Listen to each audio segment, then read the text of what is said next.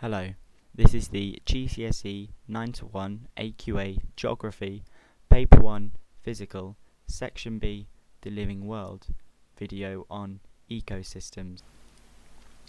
First, what is an ecosystem? So an ecosystem is a biological community of organisms that interact with each other and their physical environment. In other words, how plants and animals share energy and resources and how this is connected to the environment they live in.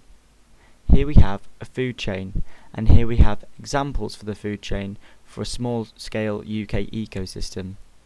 So we have the producers, we have the primary consumer, the secondary consumer, and the tertiary consumer. These arrows here represent energy being transferred through the stages. In this example, water lilies are the producers. They receive their energy from the sun. This energy is then transferred through the leaf beetle, which eats the water lilies. This moves up again through to the fish, which eat the leaf beetle, and finally the fish is eaten by the heron. To put that into perspective, we can look at a freshwater pond small-scale UK ecosystem. First of all, we start with the pond bottom, which I'll just mark on here. At the pond bottom there are usually decomposers, such as bacteria and fungi, or organisms such as water worms. These decomposers either feed on dead material or, in the case of water worms, will feed on the bacteria. The next stage up is the mid-pond, which is where the primary consumer is found. These primary consumers can usually be fish, which feed from the pond bottom down here, or they can move up to the pond surface up here and eat insects, or they can either eat these bacteria and fungi or water worms down here. The next stage up is the pond surface. Now the pond surface is where secondary consumers are found. For example, ducks, which feed from the fish, that's the secondary consumer down here, which are found in the mid-pond. They may also feed from plants in the pond margin, or insects which are on the pond surface. In the air above the pond surface, you'll find the tertiary consumers usually, which for an example here is kingfishers.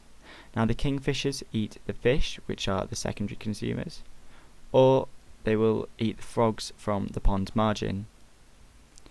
Looking at the pond margin now, which is where the producers such as reeds will be found, so we looked at decomposers down here.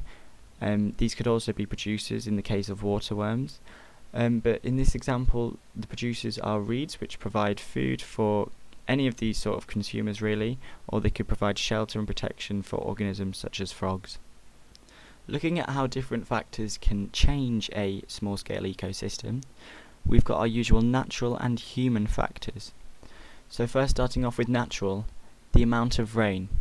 Now obviously with a higher amount of rain, the pond may experience flooding, which can lead to displacements in the natural habitats for either the consumers or the producers. Another factor would be the temperature. So if it is constantly hot and in a sunny location, then different types of plants will be able to form and different types of organisms will be able to survive. The amount of shade that it gets can also lead to the similar thing with temperature.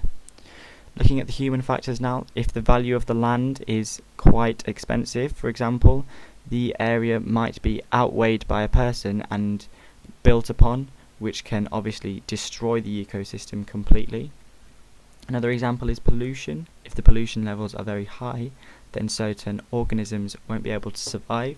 Or if humans introduce a new organism, this may be by mistake or maybe on purpose to boost, for example, tourism. This can have a major impact on which animals can survive and which animals live, depending on what that organism eats. Now we're going to be looking at a large-scale ecosystem. So this is Yellowstone National Park, which you can see on the map here, located in North America in the United States. So a little bit of history to see what actually happened here. The grey wolf, which you can see here, was being hunted in the Yellowstone National Park, and it was actually extinct by 1926. Now the grey wolf hunted elk, which you can see down here. This was its prey. And seeing as there was no grey wolves anymore, the elk could breed and multiply. So this led to the elk population growing because there was no one to eat them. So before, the elk would have to be grazing in a small location because if they expanded outwards, wolves would be able to attack them because it might be their territory. But now elk were able to graze anywhere.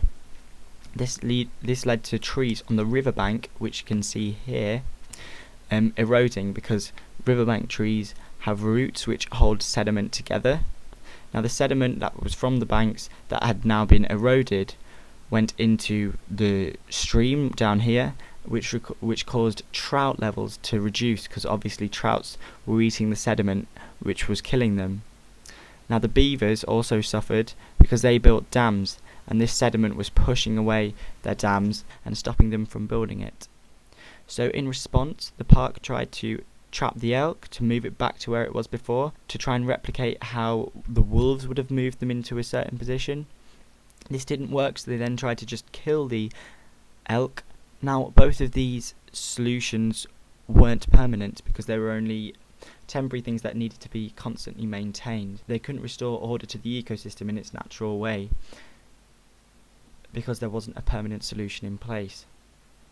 So to permanently try and solve the problem, they reintroduced the grey wolves back, and once they reintroduced the grey wolves back, the numbers grew again.